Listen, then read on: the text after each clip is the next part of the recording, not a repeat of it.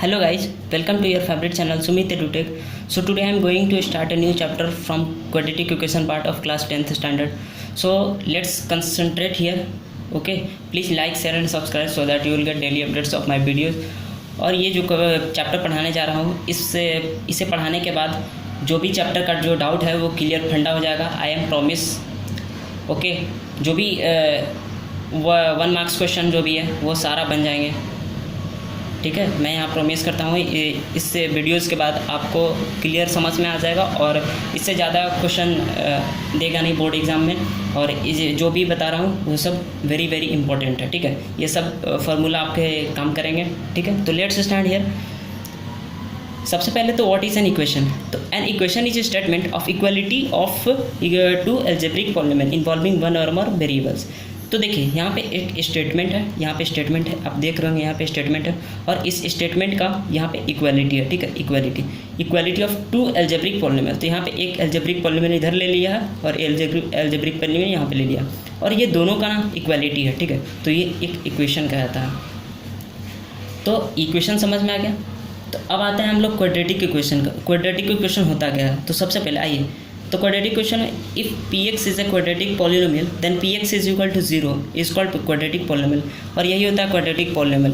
P x कुछ भी ले लेते हैं, जैसे कि P x is equal to, इसका जनरल फार्मूला यही है A X square plus B X plus C. ये एक जनरल फार्मूला है और इसी के बेस पे ना बनेगा सारा formula.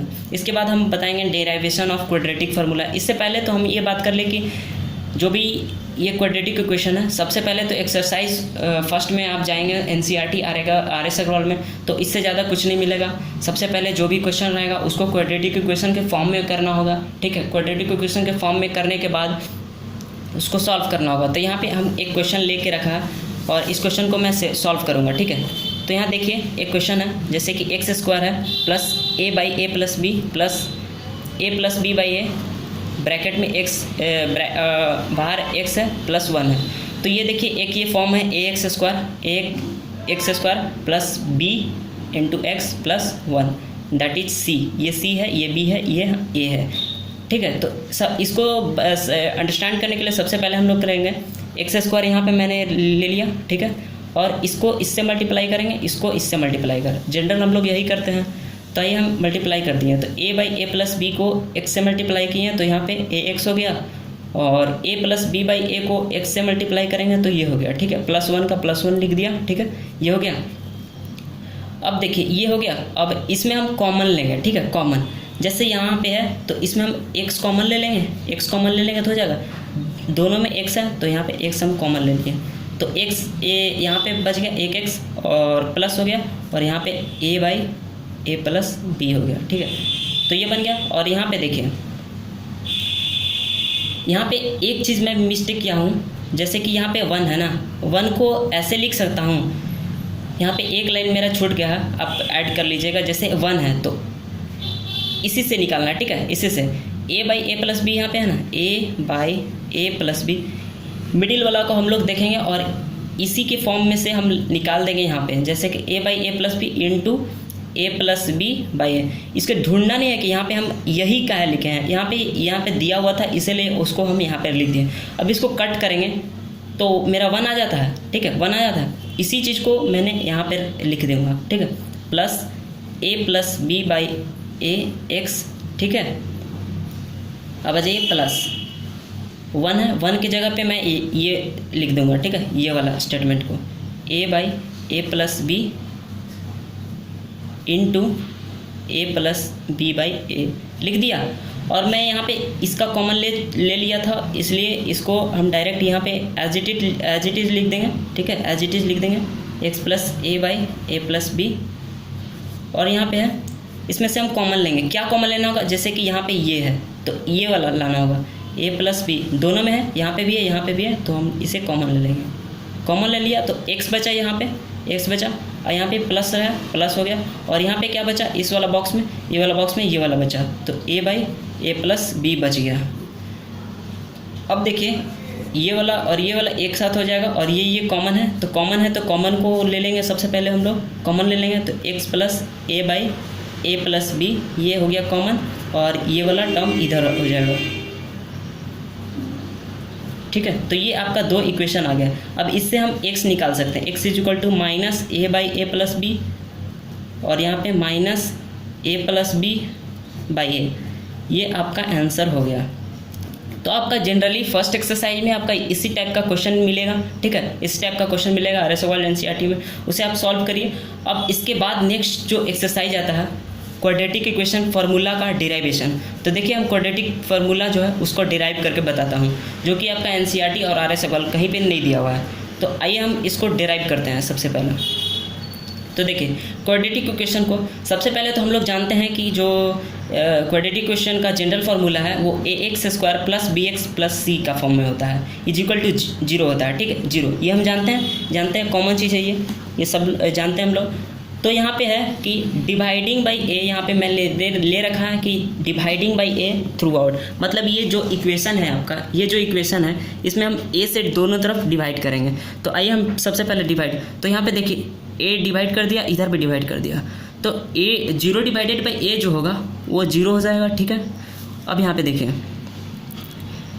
ax square divided by ए हो गया, और bx बाई ए हो गया, प्लस c बाई ए हो गया, ये हो गया। और यहाँ पे a कैंसिल हो रहा है तो यहाँ x स्क्वायर बचा, वही मैं यहाँ पे ले रखा है, तो x स्क्वायर, ठीक है, plus b by A X plus c by A plus c by A, ठीक है, इज इक्वल टू 0 हो गया, ठीक है। अब यहाँ पे x square plus b by A x को सेम रखेंगे एज इट इज़, और यहाँ पे c बाई ए हो उसको इस साइड ले जाएंगे, ठीक है, इस साइड ले जाएंगे। जैसे यहाँ पे इक्वल का साइन हो जाएगा और इस साइड जाएगा तो माइनस c बाई ए हो जाएगा, तो माइनस c बाई ए हो गया, माइनस c बाई ए हो गया, माइनस c बाई ए। और अब यहाँ पे जो है एडिंग करेंगे, क्या एडिंग करेंगे, तो b बाई 2a का होल स्क्वायर को एडिंग हम लोग कर देंगे। तो आइए हम ऐड करते हैं, जैसे x square plus b by A x है, उसमें हम b बाई 2a का स्क्वायर को ऐड कर देंगे, इज इक्वल टू, इस साइड भी मैं ऐड कर रखा है, ठीक है। अब देखिए यहाँ पे जो b बाई ए है ऐसे मैंने लिख लेगा तो कोई दिक्कत है, यहाँ पे 2 से 2 कैंसिल हो जाएगा, तो इसलिए मैं यहाँ पे लिख रखा है, ठीक है, यहाँ पे, ताकि आगे जो सॉल्व करेंगे उससे हमारा ये रिजल्ट जो है वो निकल जाए, इसलिए मैं यहाँ पे 2 कॉमन यहाँ पे रखा और यहाँ पे भी 2 को ऐड कर दिया है। तो यहाँ पे 2 कैंसिल हो जाएगा तो कोई दिक्कत नहीं है, b बाई ए एक्स है। और क्वाड्रेटिक इक्वेशन में जो है ना यही सब होता है, प्लस b बाई 2a का होल स्क्वायर, और यहाँ पे देखिए b स्क्वायर हो जाएगा और 2a का 4a स्क्वायर हो जाएगा, माइनस c बाई ए हो गया, ठीक है, माइनस c बाई ए। अब देखिए एक्स स्क्वायर 2 इंटू ये क्या है, ये a है, और ये क्या है, b है, तो a square plus 2 into a into b plus b square. तो किसका फार्मूला है, ए प्लस बी का होल स्क्वायर, तो ए प्लस बी का होल स्क्वायर निकल गया यहाँ पे, इज इक्वल टू, और इसको यदि हम लोग एलसीएम लेंगे तो 4a स्क्वायर आ जाएगा, और 4a स्क्वायर है तो b स्क्वायर, और यहाँ पे फिर माइनस 4ac, एलसीएम आपको सबको लेने आता होगा, तो यहाँ पे हो गया b स्क्वायर माइनस 4ac, ठीक है। अब आइए x प्लस बी ए स्क्वायर को उधर भेज देंगे तो प्लस माइनस रूट में चल जाएगा, और यहाँ पे रूट टूटेगा तो 2a हो जाएगा। अब यहाँ पे x is equal two plus b by 2a है, इसको इधर भेज देंगे तो माइनस b बाई 2a हो जाएगा, और ये प्लस माइनस हो जाएगा, और यहाँ पे सेम रहेगा, ठीक है। x is equal to minus b plus और माइनस दोनों होगा, जैसे x is equal to x का वैल्यू निकालना होगा, ठीक है, तो minus b plus root b square minus 4ac by 2a, और x is equal to minus b minus b square minus 4ac by 2a। जैसे x निकालना है तो x equal to minus b plus b square minus 4ac हो जाएगा, और एक और x निकालना है तो माइनस बी, और यहाँ पे जो है माइनस हो जाएगा, ठीक है, बी स्क्वायर माइनस 4ac यहाँ पे बाई 2a, ठीक है। यही यहाँ पे दोनों होगा प्लस माइनस, यहाँ पे मैं लिख रखा हूँ, देखिए आप यहाँ देखते होंगे, यहाँ पे देख सकते हैं। और फिर देखिए x जो है ये मेरा स्टेटमेंट निकल गया है, x is equal to minus b, और हम लोग जानते हैं कि d equal to b square minus 4ac होता है, ये आपको रिमेंबर करना होगा। तो माइनस बी प्लस माइनस, और यहाँ पे इसको हम रूट डी लिख सकते हैं डिवाइडेड बाई 2। तो ये था आपका क्वाड्रेटिक फार्मूला, और इस फार्मूला के बेस पे बहुत सारे क्वेश्चन आते हैं, बोर्ड में भी काफ़ी क्वेश्चन आते हैं। सो ये फार्मूला जो है वो इम्पोर्टेंट है, काफ़ी इंपॉर्टेंट है, सो रिमेंबर इट। अब हम नेक्स्ट बात करेंगे नेचर ऑफ रूट्स के बारे में, ठीक है, नेचर ऑफ रूट्स।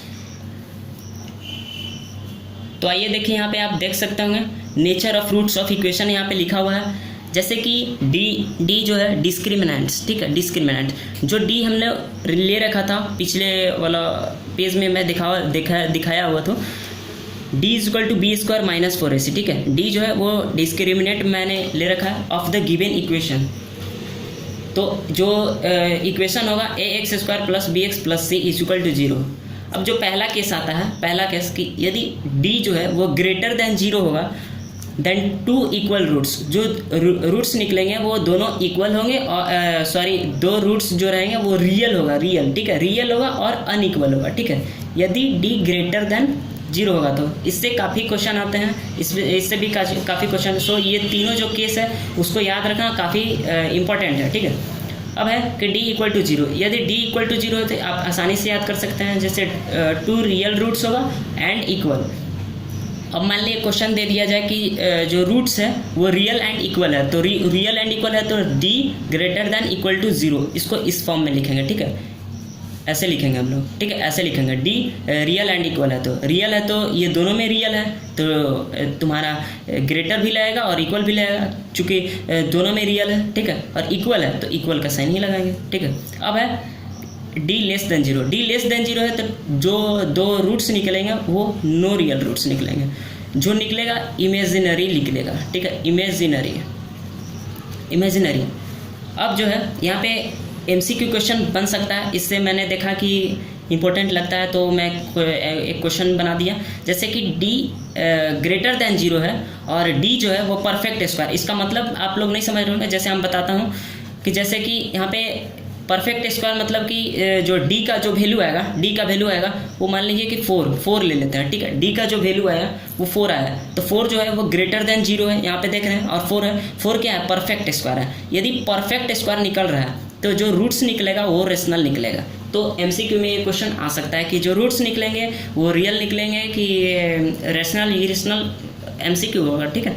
अब जो है वो D less than 0 greater than 0 but D is not a perfect square, मान लीजिए कि 3 आ गया तो ये एक परफेक्ट स्क्वायर नहीं है, तो जो रूट निकलेगा वो इरेशनल निकलेगा, ठीक है। अब है कि यहाँ पे ये भी क्वेश्चन है कि दिस इक्वेशन कोई दिया हुआ है और उसका एक रूट दिया हुआ है a प्लस रूट टी और अदर रूट्स फाइंड करना है, ऑप्शन दिया हुआ रहेगा, तो उसका डायरेक्ट कुछ नहीं करना है, डायरेक्ट a माइनस रूट 2 लगा देना है, ठीक है, a माइनस रूट 2 उसका सेकेंड रूट हो जाएगा।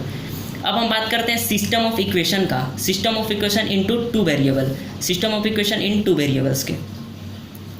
तो आइए हम बात करते हैं। सबसे पहले केस 1 होता है कि when 2 line intersect each other, जैसे कि यहाँ पे x है और x डैश है और x डैश ले लिया और यहाँ y हो गया, x डैश ले लिया और y डैश ले लिया, और ये जो लाइन है यहाँ x डैश हो गया, x डैश हो गया और y डैश हो गया। तो यहाँ पे एक पॉलिनोमियल यहाँ पे ऐसे लाइन गया है जिसका पॉलिनोमियल है यहाँ पे, और एक लाइन ऐसे गया है, ठीक है। तो इस लाइन का पॉलिनोमियल जो है वहाँ पे यहाँ पे लिखा हुआ है a1 x1 plus b1 y1 plus c1 is equal to 0, और यहाँ पे ये सेकेंड लाइन, और दोनों लाइन जो है वो एक लाइन पे इंटरसेक्ट करता है ईच अदर। तो यहाँ पे इंटरसेक्ट, यदि लाइन जो है इंटरसेक्ट कर रहा है, ठीक है, इंटरसेक्ट कर रहा है, if straight line is in the graph intersect each other, तो सिस्टम जो होगा यूनिक सॉल्यूशन होगा। ये कैसे बनेगा, जैसे यहाँ पे हो जाएगा a1 by a2 not equal to b1 by b2, ये हो जाएगा। क्वेश्चन दिया हुआ रहेगा और ये 2 इक्वेशन दिया हुआ रहेगा, तो आप डायरेक्ट निकाल लीजिए a1 का यहाँ वैल्यू से, यहाँ b1 का वैल्यू, a2 का वैल्यू, b2 का वैल्यू, और पुट कर लिए नॉट इक्वल, तो आपका जो k का वैल्यू निकालने के लिए दे सके, तो k का जो वैल्यू आएगा नॉट इक्वल टू समथिंग आएगा, ठीक है। इस टाइप का क्वेश्चन यहाँ पे दे सकता है, ठीक है। तो जो भी क्वेश्चन आएगा ना, ये जो फार्मूला मैं बता रहा हूँ इसी के बेस पे सारा चीज़ रहेंगे, ठीक है। अब है इक्वेशन, दोनों केस का बात और करता हूँ। सबसे पहले तो ये बता देता हूँ कि जो भी इक्वेशन है वो कंसिस्टेंट होता है और इनकंसिस्टेंट होता है। कंसिस्टेंट में यूनिक सॉल्यूशन होगा या फिर मैनी सॉल्यूशन होगा, और इनकंसिस्टेंट में नो सॉल्यूशन आएगा, ठीक है, नो सॉल्यूशन होता है। अब यहाँ पे यूनिक सॉल्यूशन के मैं बात कर लिया, ये है जो यूनिक सॉल्यूशन है, यूनिक सॉल्यूशन का मैं बात कर लिया। अब मैं बात करता हूँ नो सॉल्यूशन का। यदि जो लाइन जो है वो पैरेलल है, यानी कि मीट नहीं कर रहा है, they are not meeting at a point, ठीक है, at a point not meet कर रहा है, इसका मतलब कि इसका कोई सॉल्यूशन नहीं है, इसलिए मीट नहीं कर रहा है, ठीक है। But two lines are parallel thus equation has no solution, तो इसका जो सॉल्यूशन जो है वो नो सॉल्यूशन होगा, ठीक है, नो सॉल्यूशन किस में आता है, तो इनकंसिस्टेंट, नो सॉल्यूशन जो इनकंसिस्टेंट। अब जो थर्ड केस है, एक लाइन गया है और दूसरा भी लाइन इसी से पास करता है, जो मतलब कि दोनों जो लाइन है ना वो कोइंसिडेंस हो जाता है, कोइंसिडेंस, दोनों लाइन एक ही पॉइंट पे मीट करते हैं, दोनों लाइन मतलब एक कोइंसिडेंस हो जाएगा। जैसे कि ये ऐसे हो गया तो इसे बोलते हैं हम लोग कोइंसिडेंस, ठीक है, कोइंसिडेंस। तो इसमें होगा मेनी सॉल्यूशन को एक और बोलते हैं, ये डिपेंडेंट सॉल्यूशन होता है, डिपेंडेंट, एक और नाम से जानते हैं तो डिपेंडेंट सॉल्यूशन। तो ये था आपका सारा केस, आप स्क्रीनशॉट ले सकते हैं, यहाँ क्वाड्रेटिक इक्वेशन का डिराइवेशन का मैं यहाँ पे रख दिया हूँ, ठीक है। तो ये था आपका सारे फार्मूला, इससे रिलेटेड क्वेश्चन, आप आसानी से क्वेश्चन बना सकते हैं, और जो भी डाउट क्वेश्चन होगा आप कमेंट बॉक्स में डाल सकते हैं, और I will try to solve your doubts. So thank you for watching this video, please like share and subscribe.